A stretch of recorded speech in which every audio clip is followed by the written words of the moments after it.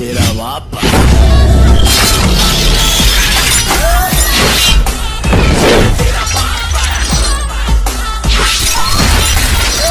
तेरे पापों का हिसाब है। दोस्तों जो हमने टॉपिक स्टार्ट किया था सेंट्रल हिंदू स्कूल के 2019 का जो पेपर जो हम साइंस कंप्लीट कर चुके हैं, इंग्लिश कंप्लीट कर चुके हैं, सोशल स्टडी कंप्लीट कर चुके हैं, आता है हमारा चौथा सब्जेक्ट मैथ। अब हम यहाँ से अब मैथ की तैयारी करेंगे, यानी कि अब यहाँ से हम क्या सॉल्व करेंगे दोस्तों, यहाँ से हम अपनी मैथ सॉल्व करेंगे। जो मैथ यानी कि हम 61 क्वेश्चन यानी जो 61 60 तक हम सब पढ़ चुके तो 61 स्टार्ट करते हैं। जो मेरा दोस्तों 61 वाला क्वेश्चन है, the difference between the smallest and the largest prime numbers between the 20 and 40 is, यानी कि पूछा है कि 20 और एंड 40 में लार्जेस्ट प्राइम नंबर बताइए। 20 और 40 में लार्जेस्ट 20 से लेकर 40 तक के बीच में, यानी 20 से लेकर पहले 30 तक में जानी है, 30 से लेकर 40 तक में जानी है। 20 से अगर 30 तक की अगर बात करें, 30 तक में इसका जो होता है प्राइम नंबर, यानी जो क्या पूछा है इसमें से लार्जेस्ट प्राइम नंबर बताना है। प्राइम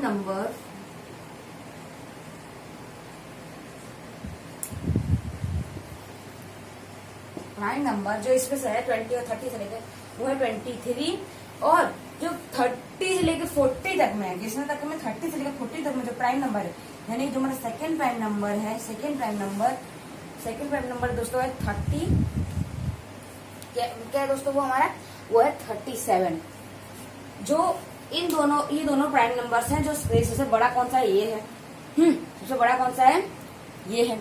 तो अब हम करेंगे क्या, इसमें बताना है कि इनमें से सबसे बड़ा प्राइम नंबर कौन सा है, यानी कि पूछा है कि difference between the smallest and the largest prime number, इनमें डिफरेंस बताना है, इनमें कितना डिफरेंस है। डिफरेंस बताने के लिए क्या करेंगे हम, तो 37 दिया है उसको 23 से हम माइनस कर देंगे, कितना आएगा, यहाँ 4 यहाँ 1 यहाँ आ गया, यानी कि 14 जो है ये हमारा आंसर, यानी 14 का डिफरेंस है, यानी कि इसका 14 आंसर है। क्या है दोस्तों, जो है वो 14 इसका आंसर है। दोस्तों तो हमारा 62 क्वेश्चन है, यानी कि 62 क्वेश्चन है, पूछे the daily consummation of milk in family. क्या पूछा है दोस्तों डेली, यानी कि पूछा है मैथ में, यानी कि सेकंड मेरा क्वेश्चन है मैथ का, daily consummation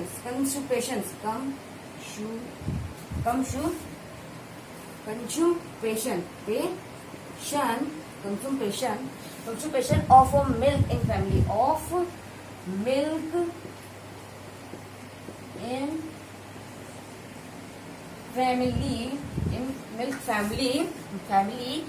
is 2 whole 1/4 litre. क्या है दोस्तों, लीटर। द क्वांटिटी क्या है दोस्तों, द क्वांटिटी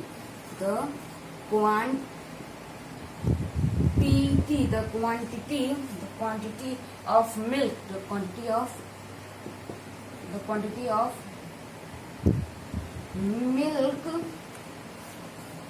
थोड़ा पूछा है द क्वांटिटी ऑफ मिल्क, यानी कि दोस्तों पूछा है daily consummation of milk in a family 2 whole 1/4 litre, the quantity of milk consumed by the family during the month of September is, यानी कि उनको डेली, जो एक फैमिली है उनको डेली 2 whole 1/4 लीटर दूध आता है, और हमेशा थोड़ा सा कम होता रहता है, यानी थोड़ा कंज्यूम होता है, और by the family during the month of सितंबर, यानी सितंबर मंथ में उनको कितना मिलेगा दूध, यानी कितना लीटर उनको दूध पहुंचेगा, उनको कितना लीटर दूध पहुंचेगा सितंबर महीने में। अब अगर इसको सॉल्व करना है, क्या करना है इसको दोस्तों में, अब हमें इसको सॉल्व करना है। एक बार आप फिर क्वेश्चन देख सकते हैं, जिसका मैं आपको सॉल्व करना दिखाता हूँ।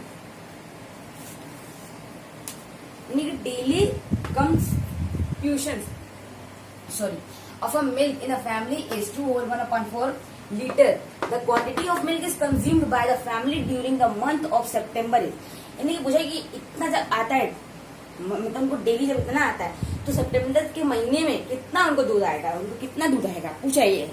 तो उसको सॉल्व करने के लिए क्या करेंगे दोस्तों, तो जो इनको डेली जो दूध आता है, यानी कि जो इनको डेली जो दूध आता है कितना आता, क्या आता है दोस्तों, जिसको इनको डेली जो दूध आता है कितना आता है 2 होल 1/4, 2 होल 1/4। यानी इसको क्या करेंगे हम, 4 2 8, 8 प्लस 1 9, तो 9/4, तो 9/4।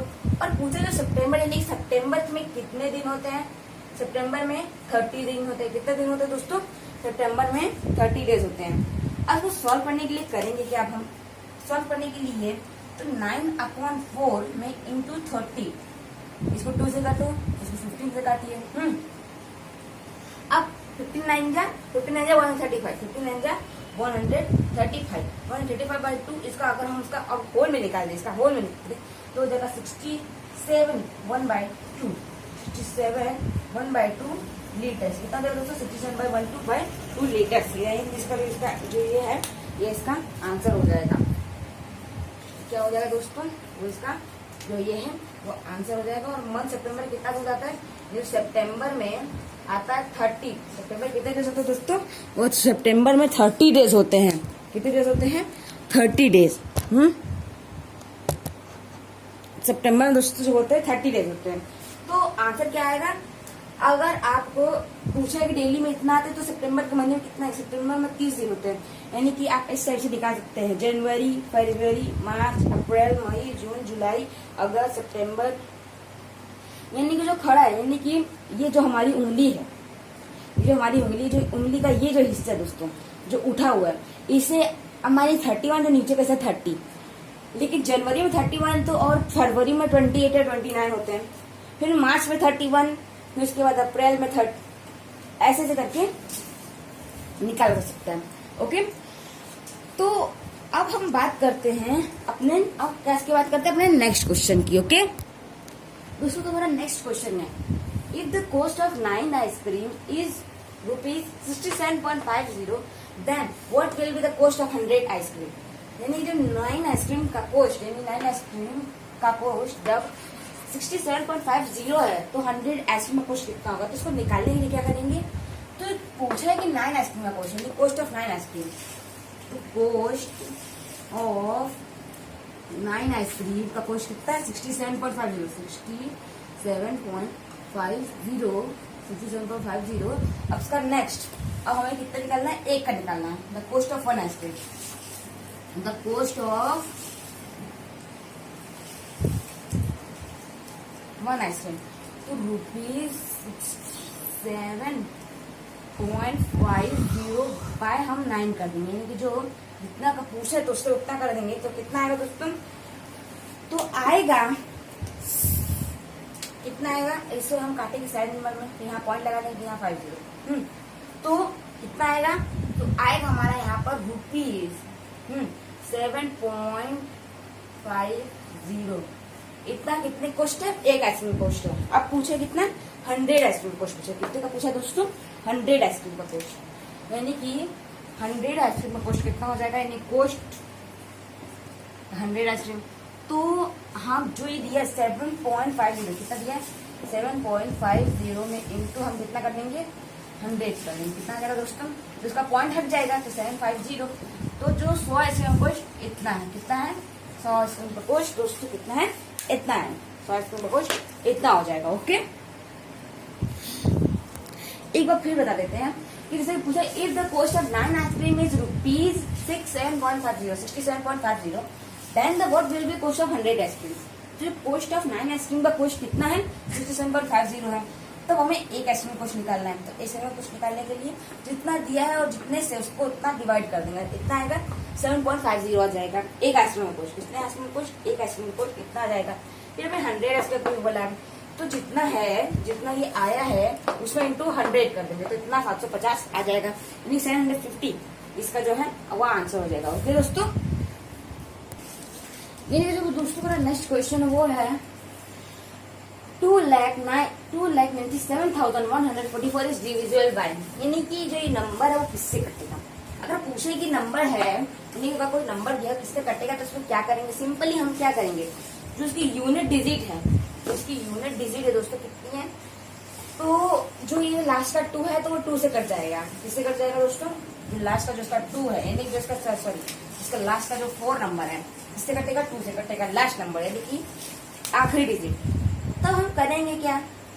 अब लेकिन पूरा नंबर तो 2 से नहीं कटेगा, पूरा नंबर 2 से नहीं कटेगा, तो करेंगे क्या अब 2 plus 9 plus 7 plus 1 plus 4 plus 4 करने के बाद हम इसे प्लस कर देंगे, यानी कि 9 plus 2 11, 11 plus 7 18, 18 plus 1 19, 19 plus 8 19 plus 8 27, तो 27। अब जो 27 किसके टेबल में आता है दोस्तों? 27 एक तो 3 के टेबल में आता है, एक तो 9 के टेबल में आता है। किसके टेबल में आता है? 3 और के टेबल में, 9 के टेबल में। और जो हमारा ऑप्शन दिया हुआ है, एक तरफ दिया गया है 3, जो बी ऑप्शन एक तरफ दिया गया है 6, और जो सी ऑप्शन है वो दिया गया है 9, और जो आखिरी ऑप्शन है वो दिया गया है 3, 6 एंड 9। तो पूछा है दोस्तों, हम ये पूछा है कि जो ये 3 2 7 है किससे कटेगा? 3 2 7 जो है दोस्तों किससे कटेगा? 3 2 7 जो है दोस्तों किससे कटेगा? तो अगर हम ये दोनों किससे कटेंगे? 27 किसके टेबल में आता है? 3 के टेबल में आता है 3 है, 9 के टेबल में 3 है, 9 एंड 3 के टेबल में आता है। तो अगर हम 9 और 3 में अगर हम डिवाइड करते जाता है 3, तो उनमें जो 2 का हिस्सा है, यानी कि जो 3 आता है, यानी कि डिवाइड अगर 3 से करें 9 को, तो 3 बार में 9 कट जाएगा। तो उसको जो 20 का साथ 2 है, तो क्या करेंगे हम यहाँ पर 3 2 2, यानी कि हो जाएगा कहाँ? ये हो जाएगा 6। तो यानी कि जो पूछा है कि किसके किसके टेबल में आता है 3, तो जो 3 यहाँ है, 6 भी यही है और 9 भी यही है, 3 भी यहाँ है, 9 भी 6 से यही है। इसका आंसर जो है दोस्तों ये हो जाएगा डी।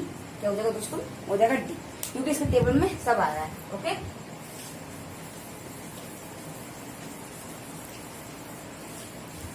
तो अब हमारा जो नेक्स्ट क्वेश्चन है दोस्तों क्या है? जो हमारा जो नेक्स्ट तो दोस्तों जो हमारा नेक्स्ट क्वेश्चन है ये है, Mohan travel 5 kilometre 52 metre by bus and 2 kilometre 265 metre by car and the rest is 1 kilometre 30 metre ही वो। यानी कि जो मोहन है वो बस से 5 किलोमीटर 52 मीटर ट्रेवल किया, फिर कार से 2 किलोमीटर 265 किलोमीटर, और फिर पैदल 1 किलोमीटर 30। यानी ये बताना है कि इसमें से टोटल, यानी कि इसका टोटल बताना है, टोटल डिस्टेंस कितना किया है। यानी कि अगर हमें किसी से टोटल डिस्टेंस पूछे कितना पूछे, तो क्या पूछे दोस्तों? ये टोटल डिस्टेंस क्या पूछे? टोटल डिस्टेंस अगर पूछे दोस्तों तो क्या करेंगे हम? मोहन ट्रेवल कितना किया? मोहन 5 पॉइंट यहाँ 52 लिखेंगे। फिर जो बस यानी कि जो कार से, यानी कि जो कार से ट्रेवल किया है, तो 2.265 और जो पैदल यानी कि रेस्ट किया तो 2.0300। तो यानी कि दोस्तों इसलिए यहाँ पे लगाएंगे और यहाँ पर इसलिए नहीं लगाएंगे क्योंकि इसमें पहले लिखा हुआ है यानी 2 मीटर इतना ही हो गया, 266 मीटर इतना है। तो बताना है कि कितना मीटर सॉरी एक गड़बड़ हो गई,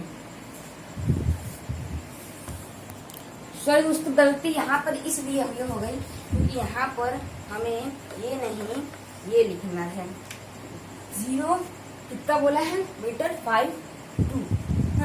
तो अब बोला है तो आपको तो डेसिमल निकालना आता है, कैसे प्लस करते हैं, तो डेसिमल निकालना है।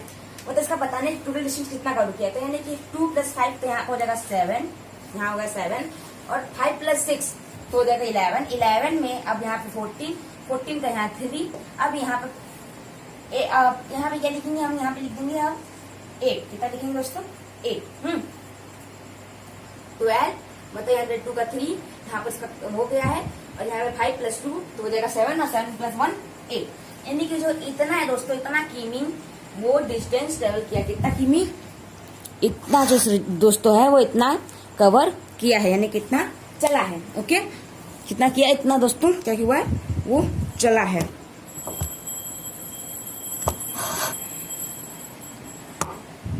ओके दोस्तों, तो दोस्तों हमारा नेक्स्ट क्वेश्चन है एलसीएम ऑफ 6, 14 एंड 16, यानी कि आपको एलसीएम तो निकालना होगा। एलसीएम यानी कि लिस्ट कॉमन फैक्टर, यानी कि जो एलसीएम का फुल फॉर्म होता है, मतलब sorry list common multiple, list common multiple, यानी कि एलसीएम का full form list common multiple. क्या है? Multiple, multiple, list common multiple, यानी क्या इसका एलसीएम निकालना है। तो एलसीएम निकालने के लिए यहाँ पर जो पहले से जो ले रहा है क्या दिया 6, 14, 16। पहले दोस्तों किससे काटेंगे हम? 2 से लिएंगे। तो 2 के टेबल में किससे आता है? कितने बार में? 3 टाइम में आता है। 3, 14 आता है 7 टाइम में, 16 आता है 8 टाइम में। तो 2 के टेबल से 3 तो कटेगा नहीं, 7 भी नहीं कटेगा, बट 8 कटेगा, चलिए यहाँ 2 लिखेंगे। अब 3 कटेगा, ये तो 3 को ऐसे उतार लेंगे, 7 भी नहीं कटेगा, उसको ऐसे उतार लेंगे। जो ये 8 है यहाँ पर लिखेंगे 4, क्योंकि 8 4 टाइम में जाता है। कितना टाइम में जाता है दोस्तों?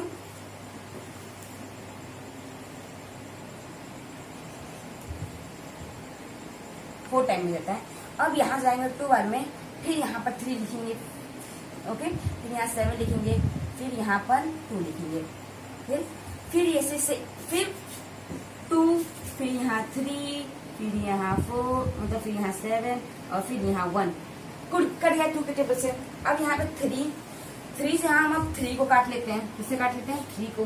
7 को लिख लेते हैं, फिर 1, फिर 7 को भी से हम काट लेते हैं। हाँ। अगर नहीं दिख रहा तो अभी दिखा देते हैं आपको। देखिए हो गया, यानी कि जो कटना था वो हो गया, कट गया। यानी कि जो कटना था कट गया। अब कैसे इसका लगाएंगे कि कितना इसका मल्टीप्लाई करने पर आएगा? तो यानी कि जो एलसीएम 2 मतलब कितनी बार 2 है? 1, 2, 3, 4। तो 2 इंटू 2 इंटू 2 इंटू 2, फिर एक बार 3, एक बार 7 है, तो 3 इंटू 7। तो आप इसका निकालेंगे आप, तो 2 2 जा 4, 4 2 जा 8, 8 2 जा 16, 16 में इंटू 3 7 जा 21, 16 में इंटू 71। तो कितना आएगा दोस्तों? इसको अगर इंटू करेंगे आप, आएगा आपका आंसर, यानी कि 336।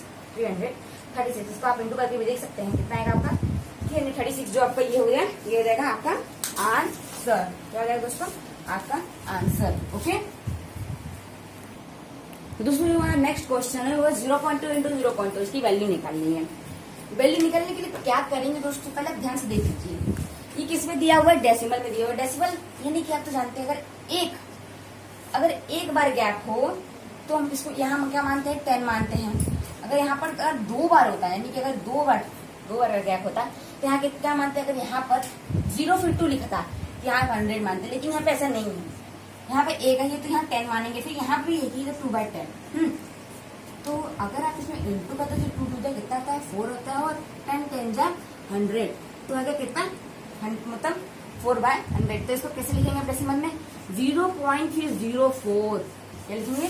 0.04, क्योंकि जैसे कि यहाँ पर जब एक गैप है तो यहाँ 10 हो जाएगा, जब यहाँ 2 गैप है तो यहाँ 100 है। तो यही इसका मानता है, डेसिमल में ऐसे करता है। अगर डेसिमल में चेंज है, अगर फिर हमें उसको किसमें चेंज करना है? फ्रैक्शन में चेंज करना है, तो इस टाइप से। अगर इसमें करना क्या है, फिर इसमें आप 100 को 4 में डिवाइड कर दीजिए तो इतना आ जाएगा। करके निकाल सकते हैं, लेकिन आसान से ये है। ओके,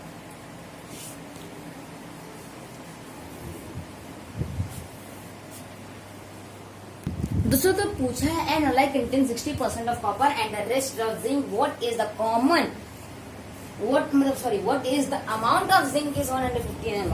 यानी पूछा है एन अलाइ कंटेन 60% ऑफ कॉपर, यानी जो अलॉय है वो 60%, तो यानी 60% कॉपर को कंटेन, यानी कि इधर और जिंक को लेता है।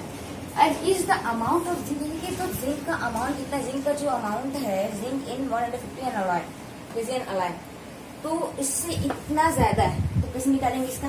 तो निकालने के लिए सॉल्व वाला फॉर्मूला दोस्तों ये है, यानी कि सॉल्व है, यानी कि कितना अलॉय कंटेन है, अलॉय जितना कंटेन है मतलब परसेंट है कॉपर जो अलॉय के साथ, वो 60%। यानी कि एन अलॉय कंटेन कॉपर और रेस्ट जिंक। कॉपर यदि कंटेन अलॉय और कॉपर है 60%, तो जिंक पूछा है, यानी कि अमाउंट ऑफ जो है कॉपर और जिंक, यानी कि जो amount of copper and the rest zinc, यानी जो कॉपर का बात करते हैं, कॉपर की यानी कि किसकी,